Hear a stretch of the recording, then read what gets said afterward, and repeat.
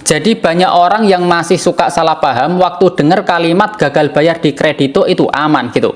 Aman di sini bukan berarti utangnya tiba-tiba hilang atau aplikasinya berhenti nagih, tapi lebih ke arah aman secara hidup dan juga hukum. Aplikasi kredito sendiri bukan pinjol abal-abal. Walaupun namanya mirip-mirip sama platform yang lain, kredito itu termasuk pinjol legal karena terdaftar sebagai fintech di OJK. Jadi jangan langsung mikir ini aplikasi ilegal cuma gara-gara namanya itu terasa asing.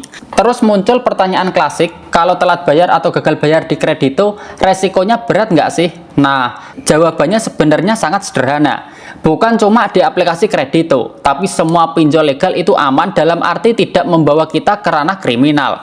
Nggak ada ceritanya orang di penjara cuma gara-gara galbay pinjol. Nggak ada juga kekerasan fisik, nggak ada juga yang namanya penyitaan paksa, apalagi penganiayaan. Jadi kalau definisi aman itu adalah hidup kalian tetap berjalan dan kalian tetap selamat secara hukum gitu. Makanya disebut aman. Tapi penting juga buat dipahami, aman bukan berarti bebas konsekuensi. Utang tetaplah utang. Selama kalian belum bisa membayar, proses penagihan itu pasti ada. Nama kalian juga bisa tercatat di Slik OJK. Dan itu hal yang wajar dan juga legal. Jadi jangan salah kaprah. Aman bukan berarti pihak pinjol bakal diem aja dan pura-pura nggak pernah minjemin uang. Mereka tetap punya hak buat nagih. Sama seperti kita punya kewajiban buat bayar. Nah, di sisi lain sebagai peminjam kita juga punya hak.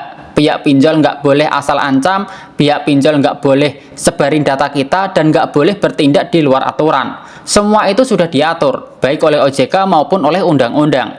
Jadi posisi kita sebenarnya nggak selemah yang sering dibayangkan orang gitu. Selama kita pinjam di pinjol yang legal, ada pagar hukumnya, ada batasannya. Nah, soal teknis misalnya kalian merasa terganggu karena ditelepon terus lalu memutuskan ganti nomor HP, itu bukan tindakan kriminal. Kalian nggak otomatis dianggap kabur atau penipu. Itu murni urusan kenyamanan pribadi.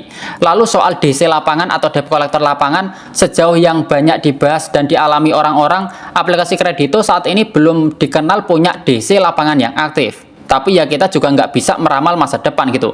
Bisa aja nanti ada perubahan kebijakan. Namun itu bukan sesuatu yang perlu dipikirkan berlebihan hari ini. Jadi inti paling penting dari semuanya adalah lanjutkan hidup kalian seperti biasa. Tetap bekerja, tetap mencari rezeki, dan jangan biarkan masalah pinjol melumpuhkan aktivitas sehari-hari. Perbanyak doa, perbanyak ibadah, dan jangan menganggap remeh jalur langit. Kadang solusi datang dari arah yang nggak pernah kita sangka. Masalah yang kelihatan buntu bisa tiba-tiba terbuka jalannya. Selama kalian tetap tenang dan kalian nggak panik, insya Allah selalu ada jalan keluarnya.